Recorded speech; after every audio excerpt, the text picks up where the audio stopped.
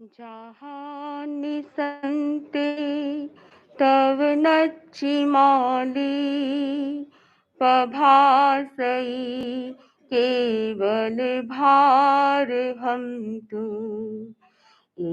वायरियो सुयशील बुद्धिये वीरायई सुर मध्येव इंदु वीरायई सुर मध्येव इंदु।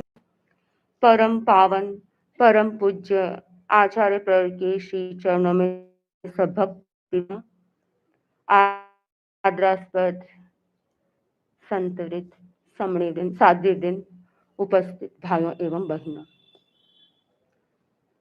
एक बार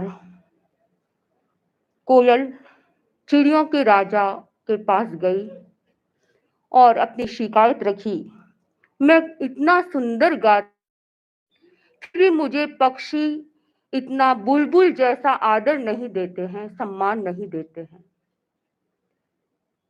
चिड़ियों के राजा ने कहा कि तुम गाना गाकर सुनाओ। उसने गाना गाया, राजा को पसंद आ गया, प्रसन्न हुए और प्रसन्न होकर उसे बुलबुल का पद दे दिया। कोयल उड़कर वहां से चली गई, बहुत खुश थी वह वहां जाकर बैठी, अन्य पक्षी उड़कर चले गए।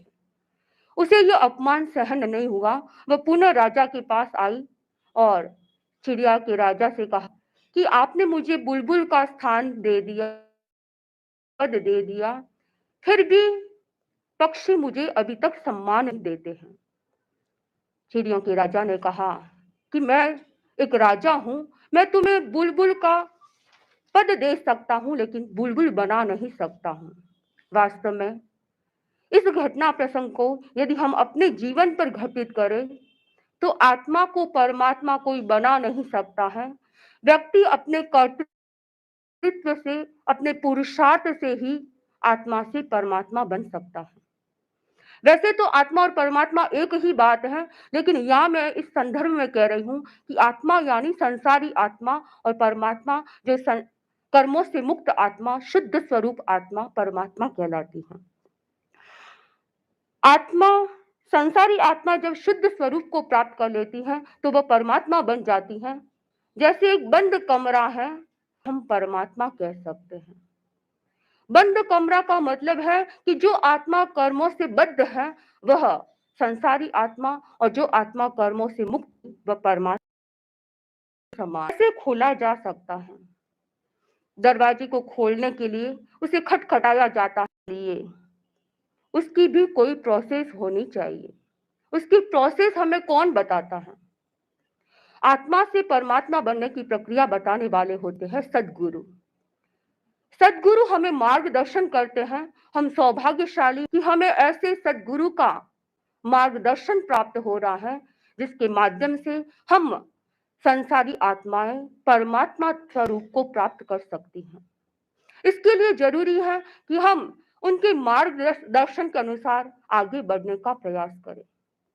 भगवान महावीर ने कहा है कि कर्मों का क्षय कैसे किया जा सकता है। सज्जाय सज्जान रयस्तायिनो अपाव भावस्त तवे रयस्स विसुज्जय जमसि मलम पुरे कड़म समीरियम रूपमलम वजोइना। हम किस प्रकार पुराने कर्मों को क्षय करके, उनका शोधन करके शुद्ध स्वरूप में विराजमान हो सकते हैं, इसकी एक प्रोसेस बताई गई है कि जो व्यक्ति अपने कर्मों का शोधन करना चाहता है उसे स्वाध्याय करना चाहिए। स्वाध्याय का मतलब स्व का अध्ययन करना, अपने आप का अध्ययन करना, अध्यात्म के आसपास रहने का प्रयास करना। जो व्यक्ति स्वाध्याय निरंतर करता है वह व्यक्ति अपने कर्मों का शोधन कर सकता है, कर्मों का क्षय कर सकता है। स्वाध्याय भी कैसा स्वाध्याय? ऐसा स्वाध्याय जो हमें अच्छी राह पर ले जाने वाला हो। बुक्स तो अनेक होती हैं, लेकिन ऐसी बुक्स का स्वाध्याय करना चाहिए जो हमें सद्मार्ग की ओर ले जाए, जो हमें परमात्मा स्वरूप का दर्शन करा सके। ऐसी स्वाध्याय ऐसी बुक्स का स्वाध्याय कर आज हम देखें तो हमारे पास कोई कमी नहीं है। परम पूज्य आचार्य प्रवरों की इतनी अच्छी बुक्स हैं जिनके माध्यम दर्शन मिल सकता है। पहला है वाचना, वाचन करना, कोई बुक्स पढ़ना, इसके माध्यम से भी हम कर्मों की निर्जरा कर सकते हैं। पृच्छना, हमारे भीतर जिज्ञासाएं होनी चाहिए। जो अध्ययन किया है, जो सुना है, उसके ऊपर हमारे भीतर में जिज्ञासाएं पैदा हो और उनका समाधान प्राप्त करने का प्रयास करना चाहिए। परिवर्तना, जो जब हमने अध्ययन किया है उसका वापस रिवीजन करना चाहिए। जो व्यक्ति प्रतिदिन रिवीजन भी करता रहे तो उसका जो अध्ययन किया हुआ है वो और अधिक पुष्ट हो सकता है, अच्छी तरह से ग्रहण हो सकता है। और चौथा प्रकार है अनुप्रेक्षा। जो हमने अध्ययन किया या जो बात हमने ग्रहण की है उस बार बार अनुप्रेक्षा करना, उसे बार बार दोहराना। जो व्यक्ति बार बार कोई चीज को ग्रहण कर लेता है और बार बार उसका अनुप्रेक्षा करता रहता है तो वह व्यक्ति उस चीज को अपनी आत्मसात कर लेता है। और पांचवा प्रकार बताया गया धर्म कथा। हमें धर्म कथा भी करने का प्रयास चाहिए। प्राचीन काल में श्रावक होते थे, वे धर्म कथा का अभ्यास करते थे। जो कुछ पढ़ा है, अध्ययन किया है या सुना है अपने गुरुओं के माध्यम से, उसे वापस किसी को बांटने का प्रयास करते थे। लाला लक्ष्मण दास जी का वर्णन आता है इतिहास में। परम पूज्य माणक गणी के बाबू साहब होते थे। वे अपने व्यापार के लिए जब मुंबई जाया करते थे तो कुछ व्यक्ति साथ में मिलकर रहते थे, किराए पर एक किसी कुटिया में रह करते। तो हमारे भीतर भी यह भावना जागृत होनी चाहिए कि हम जो बात ग्रहण कर दिए हैं उसे हम आपस में बांटने का प्रयास करें, शेयर करने का प्रयास करें। तो अध्ययन करता है वह अपनी आत्मा का शोधन करता है।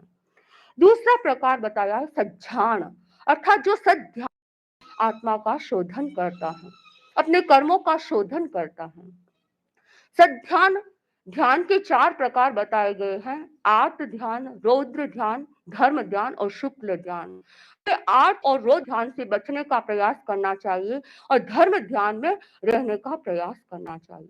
शुक्ल ध्यान की अवस्था तो बहुत बाद की अवस्था है। हम धर्म ध्यान का अभ्यास करें। ध्यान 2 प्रकार से किया जा सकता है, एक आलंबन लेकर और एक निरालंब। लेकिन अभी हमारी जो अवस्था है उसमें हम निरालंबन नहीं कर सकते हैं, हमें किसी की आलंबन की आवश्यकता होती है।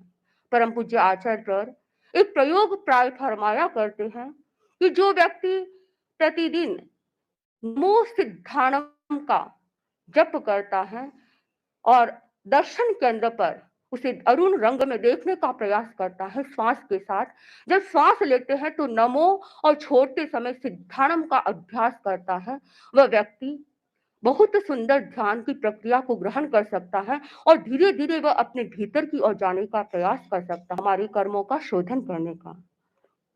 ध्यान के माध्यम से हमारे भीतर की जाग हो सकता है, हमारे भीतर तत्व ज्ञान की चेतना जागृत हो सकती है, हमारी मूर्छा कम हो सकती है, आसक्ति की चेतना जागृत होती है और चित्त शांत रह सकता है। तीसरा प्रकार कर्म शोधन का बताया गया है ताइनो, जो त्राता होता है। त्राता का मतलब जो षड निकायों का रक्षक होता है। षड निकाय पृथ्वी काय, अप काय, तेजस काय, वायु काय, वनस्पति काय और त्रस काय, इन सब का त्राता होता है। वह व्यक्ति भी अपने कर्मों का शोधन कर सकता है। अर्थात इनके प्रति जो षड निकाय, इनके प्रति भीतर में करुणा का भाव होना चाहिए। हमारे भीतर अहिंसक चेतना जागृत होनी चाहिए ताकि हम इन जीवों की आत्मरक्षा, हम अपनी रक्षा आत्मरक्षा करें, उन जीवों को भी प्राण दे सकते हैं। लेकिन जरूरत है हमारे भीतर अहिंसक चेतना जागृत हो। और जब हमारे भीतर में दया का भाव, करुणा का भाव जागृत होता, तब व्यक्ति उन प्राणियों के प्रति क्रूर व्यवहार नहीं करता है। क्रूर व्यवहार का मतलब वह अहित का चिंतन नहीं करता है, अनिष्ट चिंतन भी नहीं करता है, अनिष्ट करता भी नहीं है, न चिंतन करता है, न अपनी क्रिया में लाता है। जो व्यक्ति अनिष्ट चिंतन नहीं करता है, अहित नहीं करता है किसी का, वह व्यक्ति ही षड्जी निकायों का त्राता बन सकता है। तो हमारे भीतर अनुकंपा की चेतना जागृत होनी चाहिए और जिस व्यक्ति के भीतर अनुकंपा जागृत हो जाती है, वही षड्जी निकायों का त्राता हो सकता है और कर्म के बंधन से बच सकता है।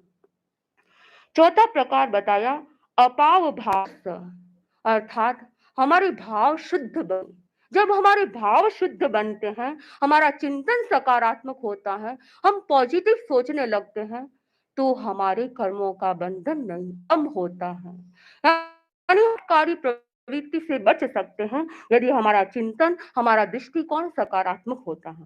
18 पाप हमारे नकारात्मक भाव है, हमें इनसे बचने का प्रयास करना है, इनको मुक्त होते हैं।